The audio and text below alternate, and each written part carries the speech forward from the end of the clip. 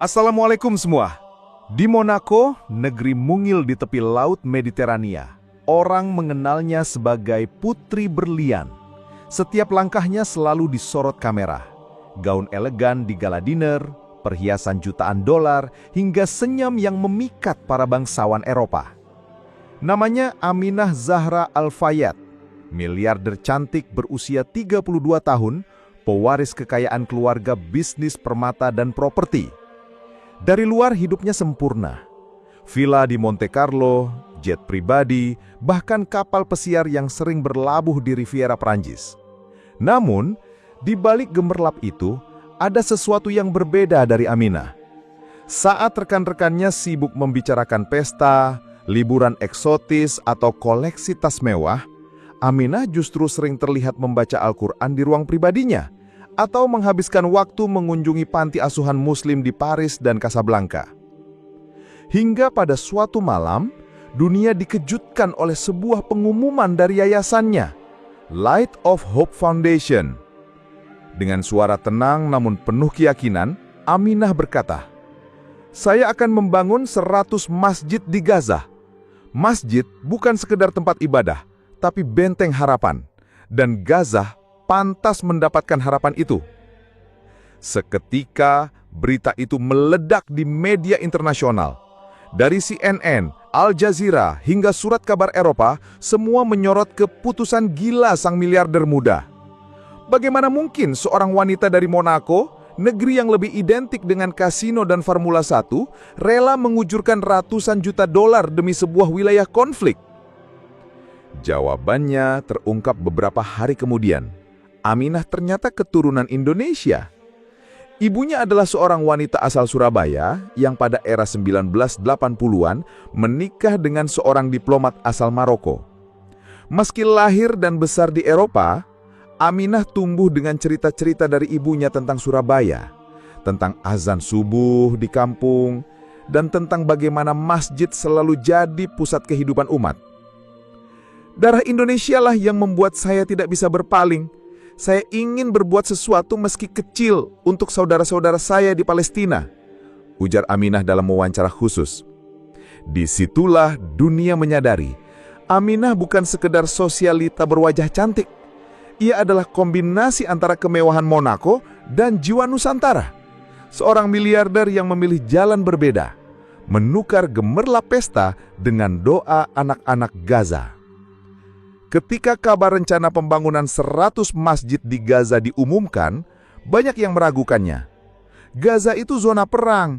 Mana mungkin seorang miliarder Monaco bisa masuk begitu saja? Tulis salah satu media Eropa. Namun Aminah tidak gentar. Ia tahu ini bukan proyek mudah. Bom masih berjatuhan, listrik terbatas, dan blokade membuat setiap bahan bangunan seperti emas. Tapi ia sudah bulat tekad. Masjid pertama harus berdiri sebagai tanda harapan.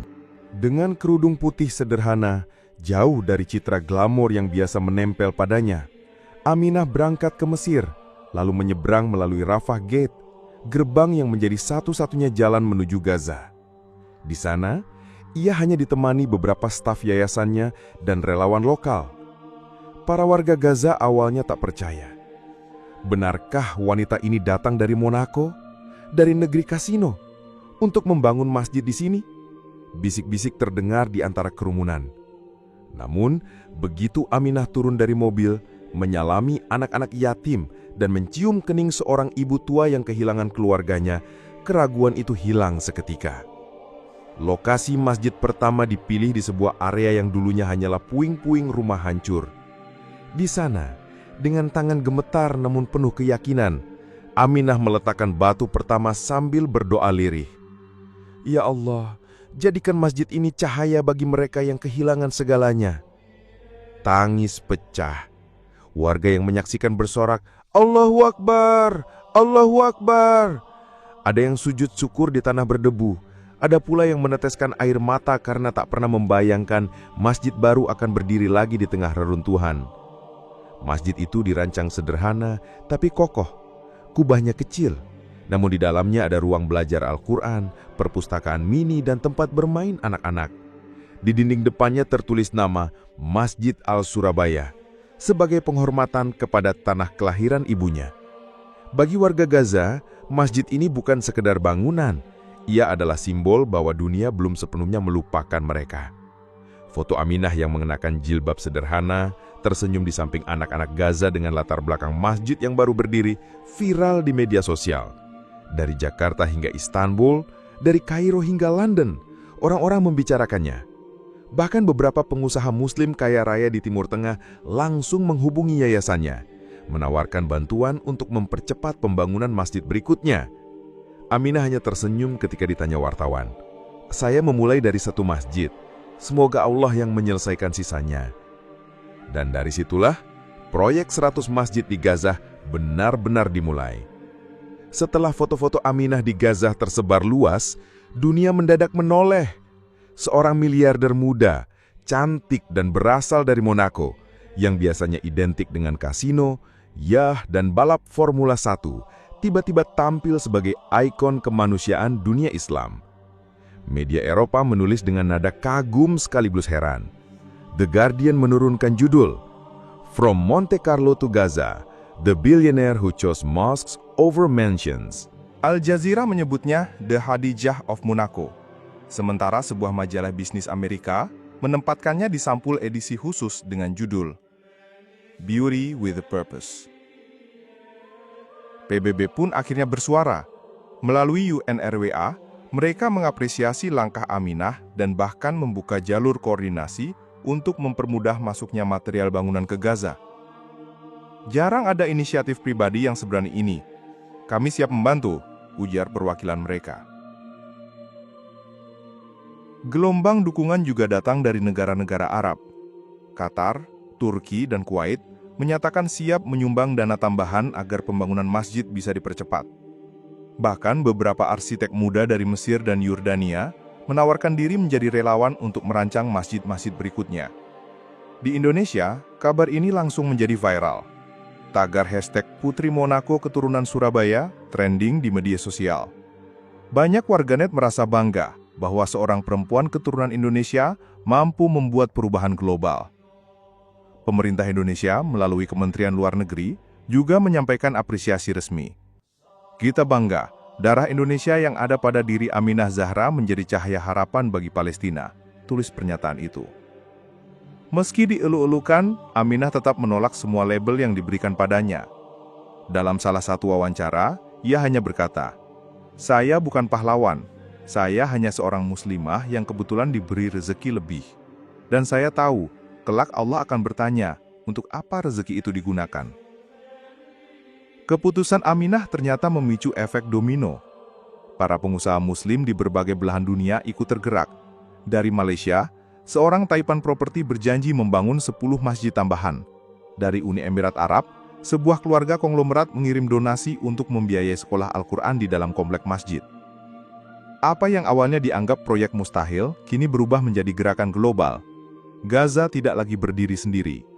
Dan di balik semua itu, ada satu hal yang membuat Aminah selalu tersenyum.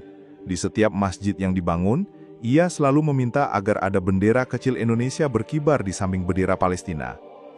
"Saya ingin dunia tahu bahwa dari tanah Surabaya ada doa yang ikut membangun Gaza." Semakin banyak masjid berdiri, semakin besar pula sorotan dunia kepada Gaza. Namun bersamaan dengan itu, tekanan dan ancaman mulai bermunculan. Beberapa negara barat mulai khawatir.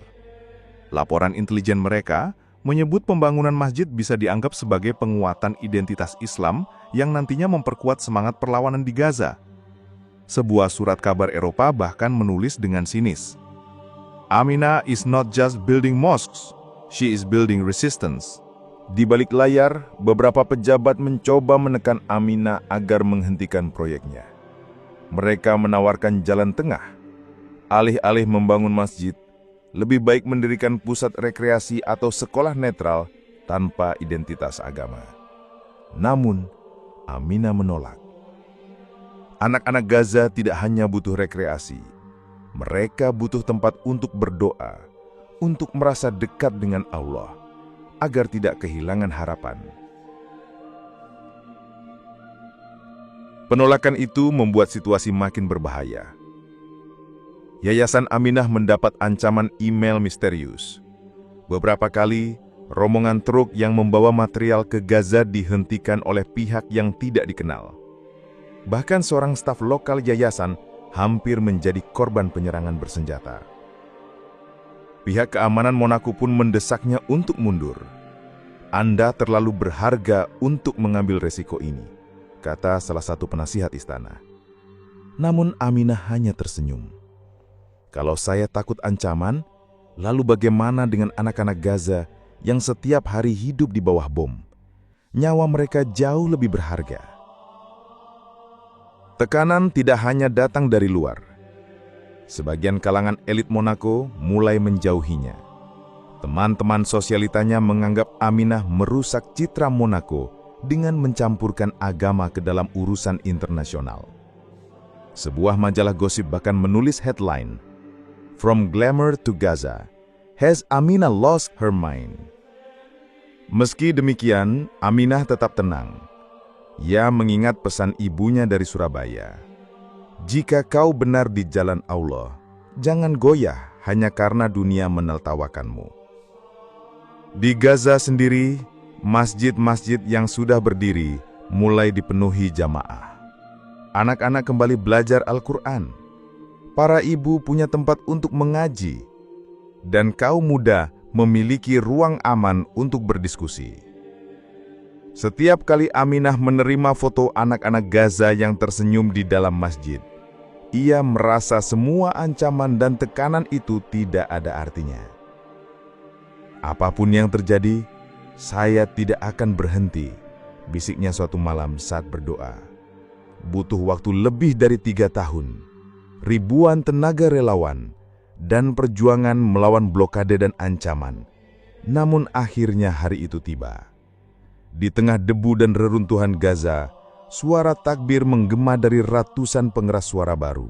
100 masjid telah berdiri. Hari itu, ribuan warga Gaza berkumpul di salah satu masjid terbesar yang dibangun oleh Yayasan Aminah. Masjid itu dinamai Masjid Al-Nusantara sebagai penghormatan pada darah Indonesia yang mengalir dalam diri sang miliarder. Aminah hadir dengan balutan jilbab hijau zamrud, sederhana namun anggun. Saat ia melangkah masuk, lautan manusia meneriakkan, "Allahu Akbar!" dan bertepuk tangan. Anak-anak berlarian sambil membawa bendera Palestina dan Indonesia kecil di tangan mereka. Air mata menetes dari mata Aminah. Dulu, Gaza hanya dikenal dunia karena perang. Hari ini, dunia melihat Gaza punya 100 cahaya baru, 100 masjid, 100 harapan, ucapnya dengan suara bergetar. Proyek Aminah tidak berhenti di Gaza saja. Dari Turki, Yaman, Suriah, hingga Rohingya, banyak wilayah konflik yang mulai menghubungi yayasannya berharap program serupa bisa dijalankan di tempat mereka. Para pemimpin dunia Islam sepakat memberikan Aminah penghargaan khusus sebagai ikon filantropi Muslim dunia. Namun, seperti biasa, Aminah menolak semua gelar itu. "Saya tidak butuh penghargaan, saya hanya ingin ketika saya meninggal nanti, ada doa dari anak-anak yatim Gaza yang membaca Al-Fatihah untuk saya." Di tanah air, nama Aminah Zahra Al-Fayed menjadi simbol kebanggaan nasional. Universitas-universitas mengangkat kisahnya sebagai inspirasi. Di Surabaya, sebuah jalan baru bahkan dinamai Jalan Zahra Gaza. Ia mungkin lahir di Monaco, tapi jiwanya Indonesia, ujar Wali Kota Surabaya dalam peresmian jalan itu. Kini, setiap kali azan berkumandang dari 100 masjid di Gaza, dunia mengingat bahwa ada seorang perempuan muda dari Monaco dengan darah Indonesia yang menolak hidup hanya untuk pesta dan permata.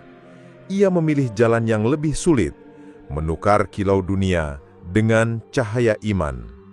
Dan di setiap doa yang terucap di masjid-masjid itu, nama Aminah selalu ikut terangkat.